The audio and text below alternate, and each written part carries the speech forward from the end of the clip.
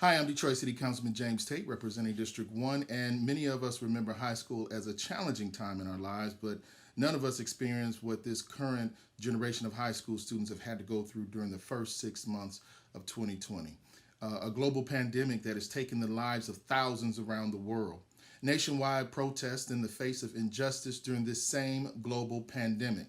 Even with all that's happening around us, there are still those classroom heroes who remain charged with providing our children with an education that not only meets their academic needs, but also ensures that each child has truly an equal opportunity to a quality education in this ever expanding digital world.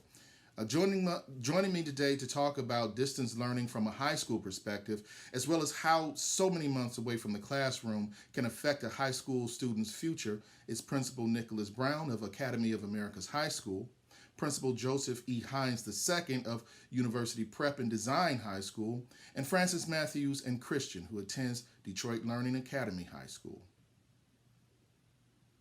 Well, we are here today joined by Principal Nicholas Brown of Academy of Americas, Principal Joseph E. Hines II of University Prep Art and Design High School, as well as parent Francis Matthews and daughter Christian, who's a 10th grader at Detroit Leadership Academy. Good morning, everyone. Thank you all for being here. Good morning.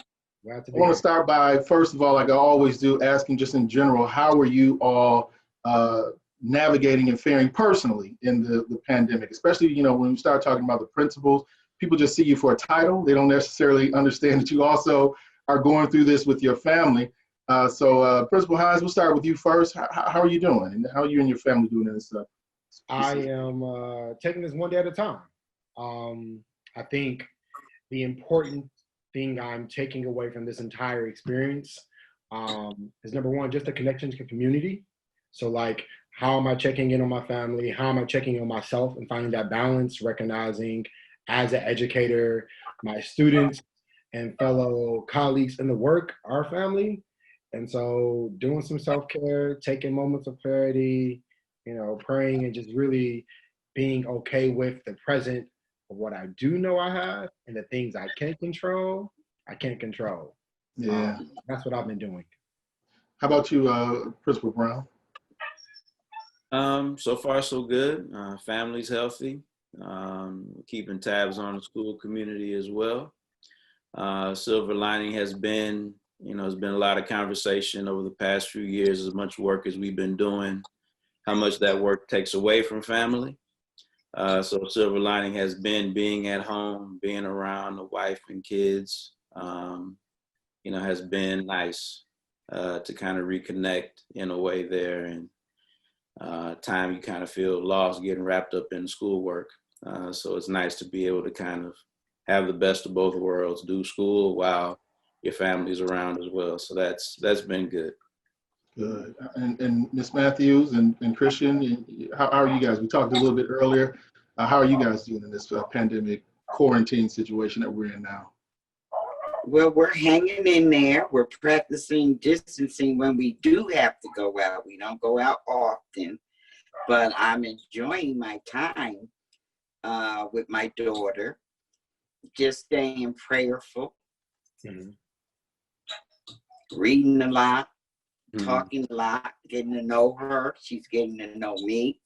I'm still a little worried about everything that's going on. I'm just a little worried. Yeah, I talked to a psychologist and did an interview with her. She said that's normal.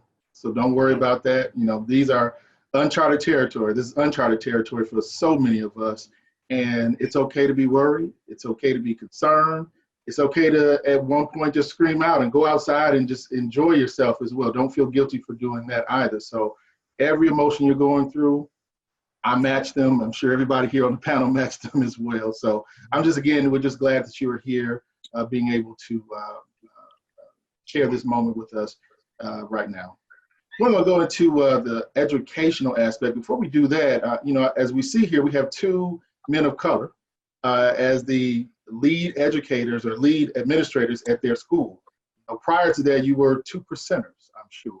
You know, 2%ers being 2% of African-American male, of course, and men of Hispanic or like Latin descent, also 2% of the overall school population, the staffing of teachers.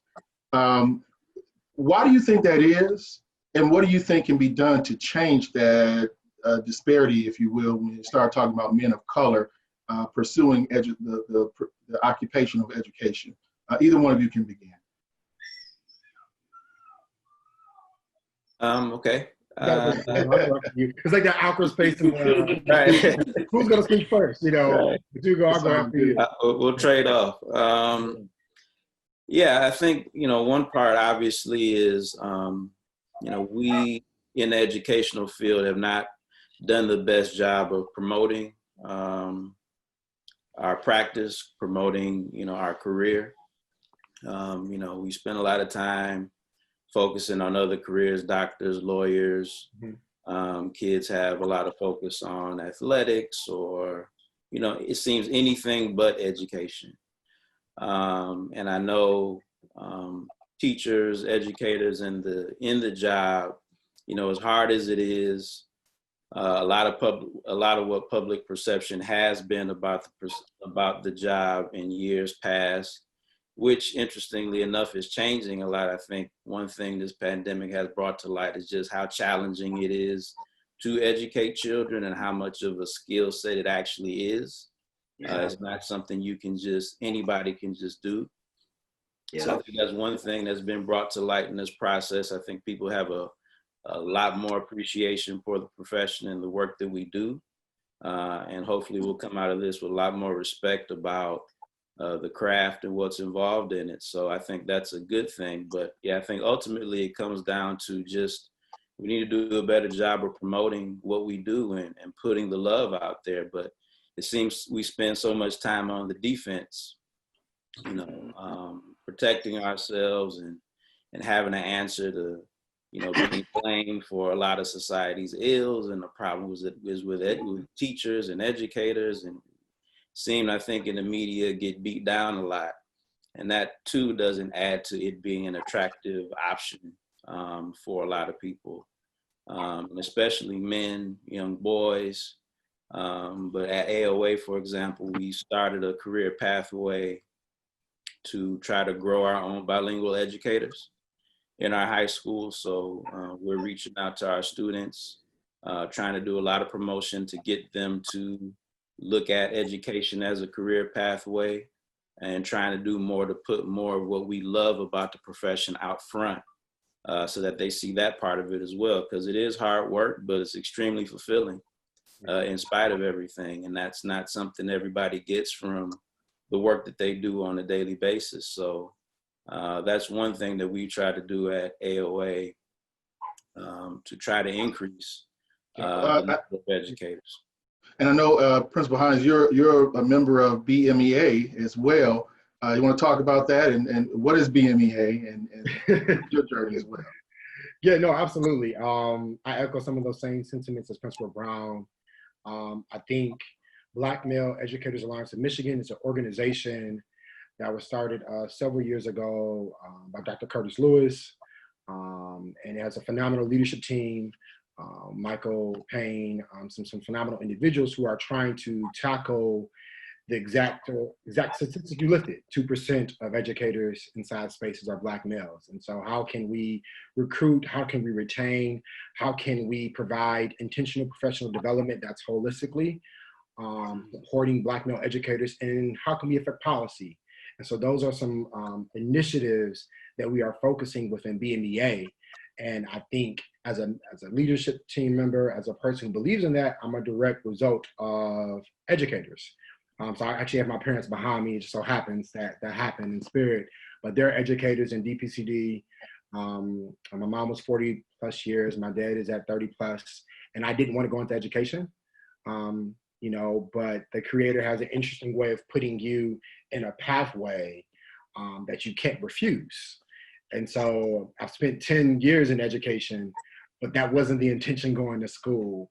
And so I think, in my opinion, to add on to what Principal Brown shared, I think we have to, I think there's a certain level of integrity and a certain commitment that we kind of romanticize certain career fields, and we don't do that intentionally in terms of developing them within our students, right? And so there's an easy connection for athletics. There's a connection for like doctor and lawyer. Unfortunately, Black males, we are often left to be the disciplinaries inside school. And we're left with the opportunity to make sure we support all the issues that might come up in school, i.e. some what people might suggest, not myself, kids who are challenging. And so when that is your experience, the data does suggest that more kids do well in school when you have a Black male educator.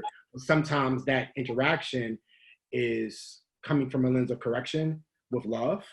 And so how can we intentionally create experiences inside, primary education, inside secondary education, where we rewire what it looks like to be an educator, what's behind the veil, how you can support mentorship, which is another lift that we try to do in BMEA. And I think we'll see a shift. And also, how can we provide some financial scholarship assistance at the undergraduate level, which isn't done to the same capacity as science fields. And I'm not knocking that, because I want to make sure we have good doctors and those things.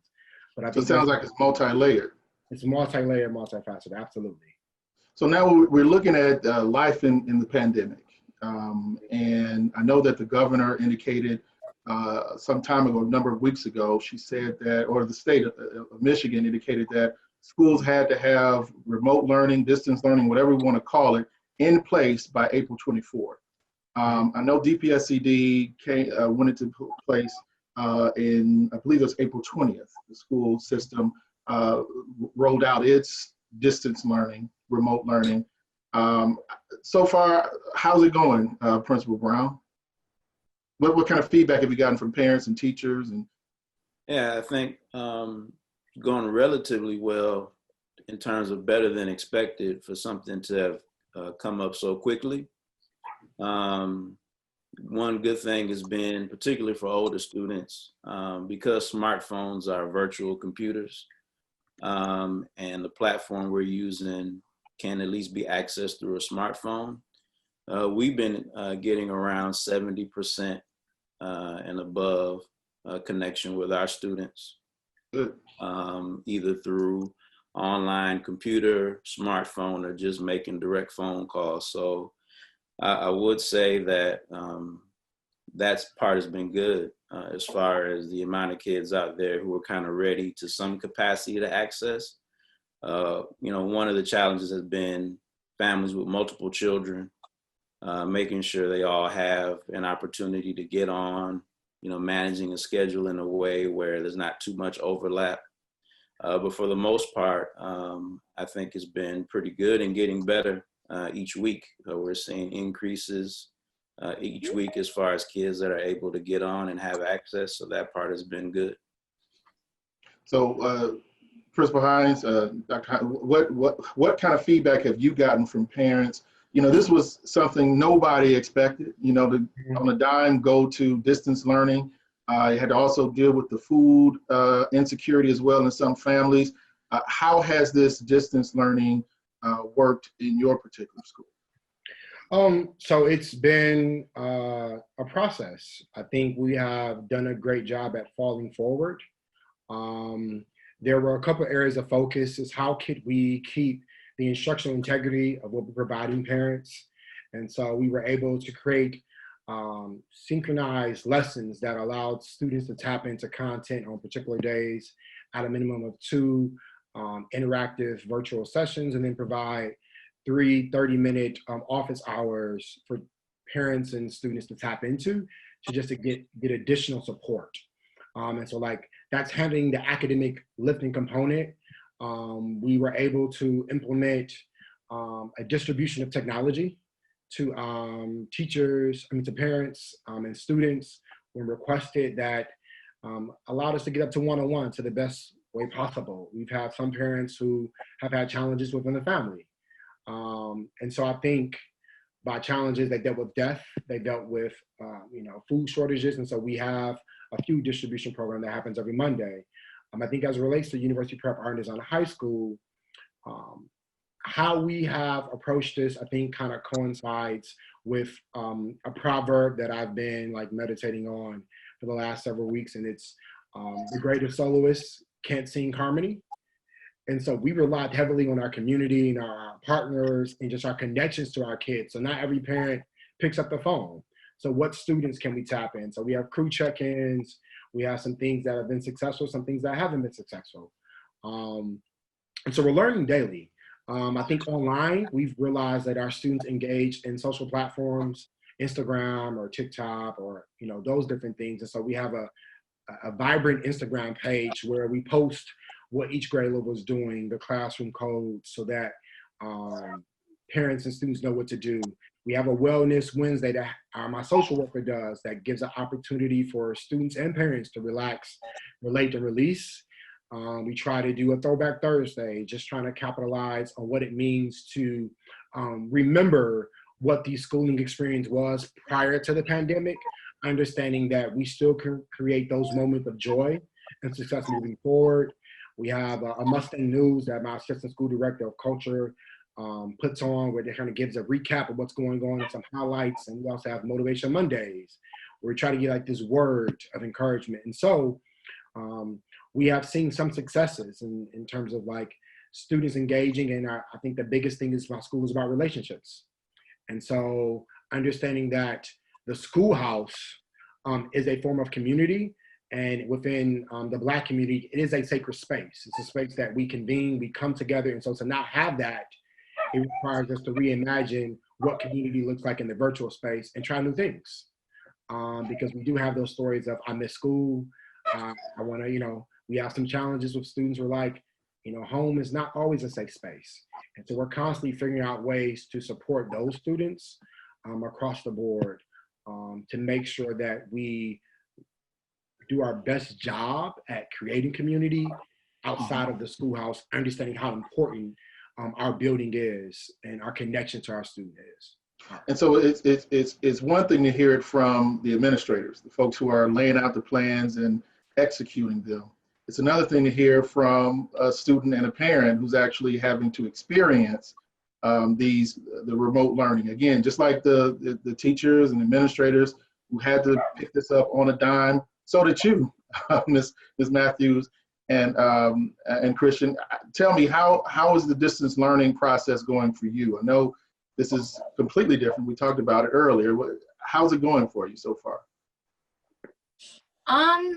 It's definitely different. I feel like in some ways it's better because the classes are usually just like 30 minutes long, and it's like it's not much of a strain. Like, you could sit in front of your phone for like 30 minutes in a class, but you get to see your peers, you get to talk with them, you still learning.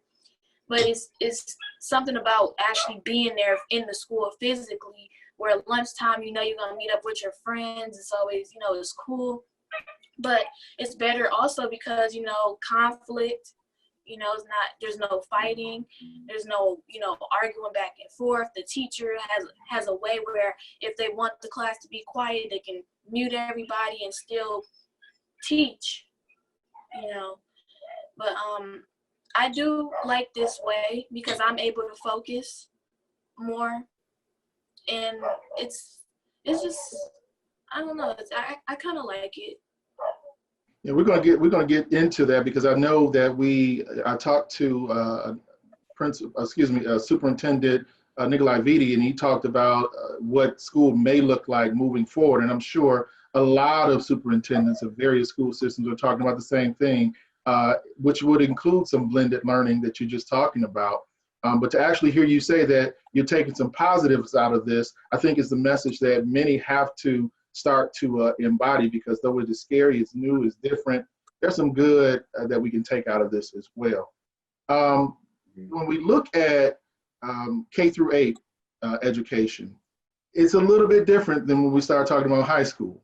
High school, you have rites of passage, the prom, the students are a little bit more free to do their lessons on their own. I want to go back to you, Christian. Are you finding that having the ability to do your work by yourself on your own has been a little bit more freeing for you? And do you think that this will have an effect on you long term in terms of your education? I guess in the sense you do have a bit more freedom, but I think with the freedom also comes the choice for some students to not do it, even though you have a choice.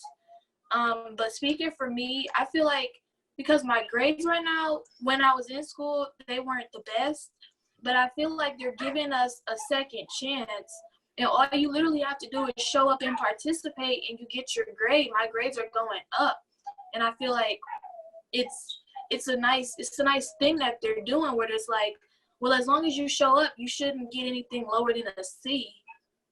So I feel like it's working for me, Principal Brown, classwork is not being graded at this point, and we know we do have some parents who are a little more engaged than some others in terms of the schoolwork. We're looking at now for high schoolers 3 to 4 months without in-class learning, in-school learning. Does that concern you at all about the potential of those who can least afford to be not in class with a qualified educator, with their thumb on it when they need to be? Does that concern you about what their educational outcome will be long term? It does to a degree. I mean, obviously the students who have access now are getting information that students who aren't. I myself am teaching a class, even right now, an algebra class for 9th graders. About half of my students have been on from this particular class. And I am concerned about, the students who aren't able to access when they get back next year, assuming whatever the new normal is, as far as picking up where we left off.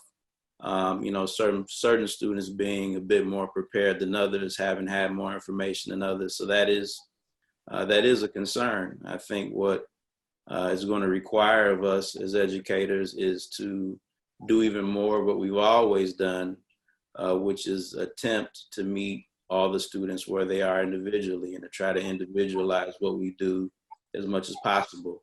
So wherever students are, do some degree of modification within our lesson to meet the students where they're at. I know in the past, a lot of the practice had been teach one thing to everybody all at the same time, but we've learned that students learn at different paces, they have different understandings, and so as much as we can differentiate within our work, that's what we have to do. And I think this will cause us to have to take a deeper look into doing that, because there's going to be even more disparity based on the fact that some students have been exposed to certain things just even in this 2.5 month time frame that others haven't.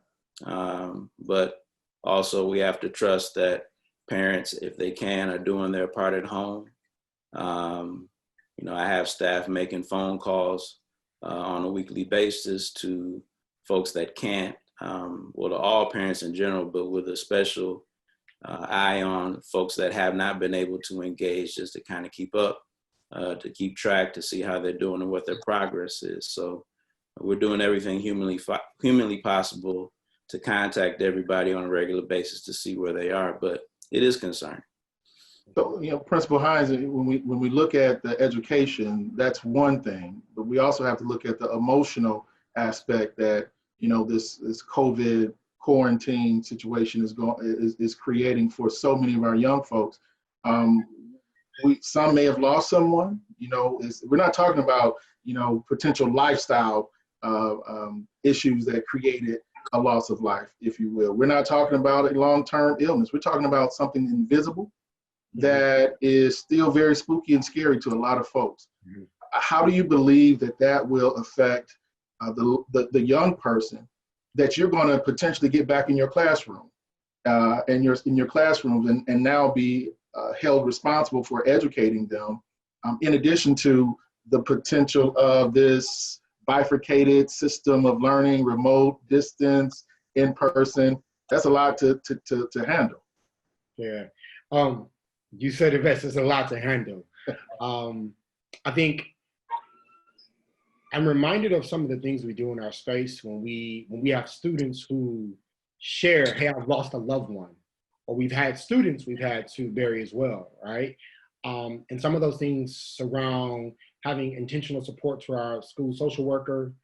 We have a great relationship with Black Family Development Incorporated, who comes and provides supplemental supports where we can't go to every single person, to every single kid in our space. They try to support that, right? So knowing that typically we've had good success rates with those services, starting in the schoolhouse, having a real in-person conversation, deciding collectively with the parent or guardian how we can support this student. With COVID-19 and the pandemic, that eliminates a lot of the steps we would take. We're not allowed to create sacred spaces in our school where students can voluntarily show up to a social emotional support group, pour libations to honor their fallen ancestor, to make sure that we live. This is going to be challenging. And when we can't do those things, it disrupts the rituals that we put in place at our school to create the community. And so, my biggest concern is how do we make sure we look at a student not from the lens of hierarchy, as a teacher to student, but more so like, I'm a person, you're a person. And so when you show up, you might show up as your best self, and your best self might not want to go to school that day. We're talking about in the future. How can I support you for where you're at? And at the same lens, what are the things we can do now to make sure you have the tools to navigate this experience? So yeah, it calls from us calling, and it calls from us being accessible. One of the unique things about our space in our school that I hate our kids don't have access to is our administrative offices are spread throughout the building.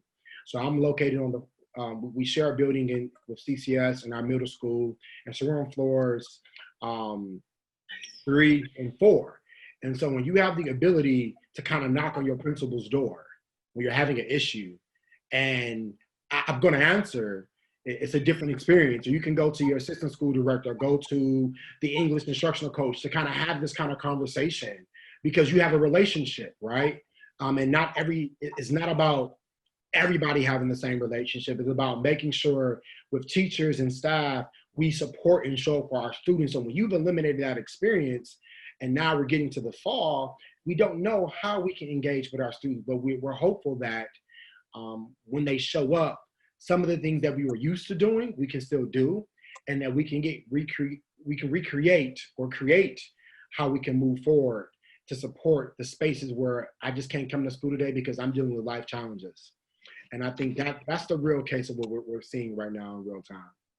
Yeah, I mean, and this COVID, the pandemic has really created a challenge in terms of revenues for municipalities, for the state of Michigan. I'm reading here, the chair of the Senate Educational Budget Subcommittee, he warned that there's a potential 25% cut in state funding for K through 12 schools because of the economic fallout from the pandemic. And when we start talking about the pandemic, it's much more, again, than just, here we are with the layers, educational, the education, we talk about the food insecurity, we talk about the various other needs that need to be addressed. One of them that needs to be addressed is the sanitation, the cleaning of the building. I believe there was one school in Dearborn, they spent $40,000 sanitizing, sanitizing a particular classroom because a staffer was positive with COVID. So I want to bounce up to Ms. Matthews. When the schools are given the green light to finally open up the doors to the school system, and this is one of those questions that's really tough, I know, for a lot of people to answer, and being completely honest, what kind of feelings and emotions are you going to have on day one when the governor says, you know what, some form of school will be allowed, some form of classroom learning will be allowed? Is Christian going to be one of those first students heading into the classroom? I don't know. I am really nervous about the children going back to school, especially in the upper grades, her grade, because her grade and her age, they're more social. And I worry about the contact the connection, the concentration. I worry about if they're going to put socializing ahead of their education while she's been off. I was terrified actually when they said all of the schools were closing down and we would have to teach our children. I'm a woman of a certain age. I'm educated, but I don't know how to teach a 10th grader. I don't know about that work. We didn't really have all of the resources, but we had an iPhone and we just started going online. I try to keep her on a schedule where it's not a vacation and you have to still stay focused on what it is that you want to do. I think that this is the time that she should be using to reflect on how her school year was while she was in the building, the communication with the teachers, the respect that you have for your teachers, and the respect that you have for yourself. If this stuff never ends, our children still have to try to find who they are and try to follow what direction you want to go in your life. I adore you educators.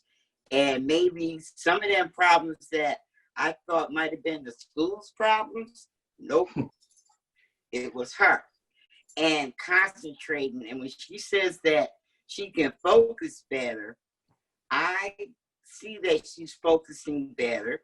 I listen sometimes in the class when the classroom, the teachers are teaching, and I see that the children are really more respectful to the teachers. The teachers seem like they have a better platform where they can voice and they can really teach. They don't have the distractions, like Christian said, about you got this on and you got that on, all of the controversies and stuff. I worry about when she goes back to school, is she going to be able to still focus? Are the other children going to be able to still focus? I kind of worry about the sessions being so short and the content of some of it. I asked her, is this what you learn in school all day? I think that us parents have to back our children up, especially our older ones. The younger ones are easier because they're more controllable. But when you think of the teenagers, they have their own minds. They have all of this social media. Chrissy knows that when she gets up in the morning, nope, you make your bed. You do little things, and then you can get on the phone, or you can read a book, or you can do whatever. But I don't think that some of the children should be on the phone from 8 a.m. to 1 o'clock in the morning. It's not a good thing. Yeah. So when they go back to school, I'm nervous, but mostly I'm nervous about the social distancing. I don't know where these children have been. I don't know. A lot of households are not safe, as you said. I don't know what kind of problems other children are going to be coming back to school with that is going to inhibit those that want to learn. When Christian was in her classroom, her problem was the children don't want you to always answer. And that's why she says she feels freer, because she's freer to experience the school system and her lessons without all of that in the background. Why you got to answer everything? Why you got to do that? You're always, and I don't want controversy when she goes back to school. I don't know if I really trust her or the other students to be able to mentally distance yourself. Does that make sense? It absolutely does. I mean, that's part of what has to be developed right now during this time frame. And so when we talk about, again, a 25, potentially 25% cut in school state funding, Principal Hines, what does that say to you? I mean, again, with all the different things that we have to deal with and what was outlined by Miss Matthews, what comes to mind, first of all? Some words that my a mentor from college told me: let your frustrations, don't let your suffering teach you, not frustrate you. You know, so if I flip that on his head, like the things I have no control over, I can't become frustrated. So how do I learn from them in real time to make adjustments? How do I be very honest with parents and staff of what I do know and I don't know? I've had several staff meetings, virtual crew meetings, where we have been able to attract at least 70 families on average to these virtual meetings. And we're like, hey, here's what's going on. Here's what we need to, you know, your son or daughter to get done, to then shift and move along to the next level. And sometimes you see some momentum moving and sometimes you don't. So I think when I hear about the cuts, I hear about things that I honestly can't control. However, what I can do, or what I glean from this like brainstorming that I do daily, is how can I make do with some things that are not new to Black people. If we look at the historical representation of schools inside the United States, like there is a gross inequity, right? And I look back to how my grandparents were educated, or even my father, who was born in South Carolina, like there was a schoolhouse and you produced a lot of academic excellence and Black brilliance. So how can I like practice this principle of like Sankofa and reach back and say, okay, what did they do when they only had like one school and you had to teach and you had to really like pour into certain students and they were able to shift and produce things, and then apply that with the resources that we do have to create this educational experience that is not necessarily what I want, right? Because ideally I want to be able to bring all students back in and be safe, but I know that's not realistic when you're averaging, you know, 25 to 28 size class sizes, right? Like that's impossible to maintain social distancing. So it's just really being honest about where we're at. How can I reach into the past to pull forth some things that we can use? And then how can I be honest with, this is what we have done. Here are the measures we have taken place with what we can do.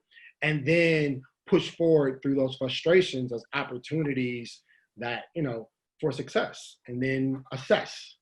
Because then from that standpoint, I know how to navigate and do the things that are necessary to make sure, per what Ms. Matthews described, like your concerns, because those are the same concerns I have about all students, all families, because we don't know what's going to happen in the fall.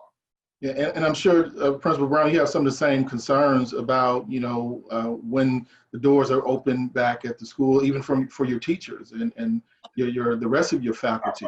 When you hear 25% potential cut in state funding, and the battle, a lot of these battles, as we know, are political battles, and they bleed their way into the classroom, unfortunately. What comes to mind for you? I mean, when we start talking about social distancing, many of our schools are already packed, and it creates a challenge already in its current situation, our classrooms at least. And now we're talking 6 feet apart from each other at least, and some other type of, you know, I've also heard potentially having students attend on certain days of the school and they kind of alternate, but that still may require additional teachers. And I don't know the numbers of school teachers or people signing up to be a school teacher is increasing, but what comes to your mind when you start hearing, you know, cuts and again, many of the challenges that are being faced once, and we know it's going to happen, once the schools are reopened in some capacity? Yeah, two things come to mind. First thing is, you know, the opportunity to be creative and to do what we've always done, which is figure out ways, solve problems. I mean, that's what school is all about. That's what we want to instill in children. That's what we want to establish as a legacy. Generations of problem solvers who can take challenges in life and come up to solutions with them. So, yeah, I definitely think This is an opportunity for us to come up with creative solutions to do our jobs better in light of the circumstances, to figure out how we can make do. That's what we've always done. I've been at DPS for 20 years as a teacher, administrator, and that's just kind of been daily life, I would say, just an educator in general. You're always trying to be creative, come up with different ways to reach kids, to reach families, to do our job. So it's definitely going to have us dig deep to come up with unique ways to deal with these challenges. So that's the first thing that comes to mind, and that's something I think to look forward to, because I think a lot of us have, we've seen incremental change in education, that we've been waiting and waiting and waiting. Maybe this is the thing that finally brings a lot of those big items like class size reduction, which is something that we fought for eternally. Maybe that's something now that's pushed to the forefront, that real solutions are offered, which would be a plus in the long term. I think the other thing that comes to mind is an opportunity for people to step up who may have been on the sidelines, kind of watching, not really as invested. I'm reminded of when, we had the issue with the water at DPS, and the private sector came and through and purchased all of our water stations. I'm thinking about the announcement that was just made recently about the laptops and internet service that's going to be available to all of our students. That was, again, brought forth by the business community stepping in and addressing that need. So when I think of a $25 million, 25%, shortfall, I'm thinking about, well, that's an opportunity for somebody else to come in and fill that gap, which is what I have faith in. What I believe in is that where there's, a door open for opportunity, somebody's going to be out there looking that can, help out and chip in. And I think, all the folks understand the importance of education moving forward for our future, for the world, for our local communities. And I don't think anybody who has means, who has a heart, who has a soul, love for people, love for children, would just kind of sit idly by hearing a number like that and not say to themselves, you know what, we can jump in and help out. We can contribute this much, or we can assist in this way. I have, all the confidence in the world that we have people just kind of in place. They just haven't found their way yet. But I think it's only a matter of time. And I really feel like if that ends up being the truth of the matter, that folks will indeed step up in both of those ways, both creatively and with resources to fill in that gap. We're running low on time because Christian actually has a virtual class that she has to get to. We want to make sure she gets to it on time. Before we wrap up, though, Principal Hines, anything you want to add, anything we may have missed in the conversation? I think first thing first, I appreciate all of you all being here today. Thank you, Councilman Tate, for just having this platform to speak and engage with community members, parents, students, and folks who are in the work. I tip my hat to you because it's important to engage us. I think the only thing I can offer is that it's actually with our Principal Brown's point, is we have to get creative, and we also have to invest in a very tangible way. And no ideal is a bad ideal. And so there is an opportunity for any parent or student to collectively come to the table with their school leaders and say, hey, I thought about this ideal. Here's something that I think could work. I think we can explore it to see how it could work, because right now this is uncharted territory. And I think the same thing goes for our community members and those individuals who have observed and have echoed, whether through viral videos of what teachers go through on a day-to-day basis and educators, or through like sharing of articles of, okay, this is the reality. So, hey, let me jump up and advocate. Because again, it's about our community, and schools are anchors of neighborhoods. Schools are anchors of our space. And so we can continue to reimagine what this experience can be with just ideas. Who knows what the next invention of a famous Detroiter will be that kind of like, oh, here's the fix to like virtual learning for the schools inside this space. And so I'm excited to partner with those individuals as I have in the past. So we're going to give the last word to Ms. Matthews and Christian. Ms. Matthews, you kind of talked about it before about, learning a little bit more about what the educators have to go through in the classroom. Do you think that with many, many, many more parents having the same type of experience that you're having during the quarantine, that it will hopefully shift a little bit of the viewpoint and vantage point of how parents, politicians, and others think about school teachers? Well, I'll tell you, I so appreciate educators. I think you don't get paid enough. I think you do way more than a lot of these other occupations do, because you have our children longer than we do. I am praying for you.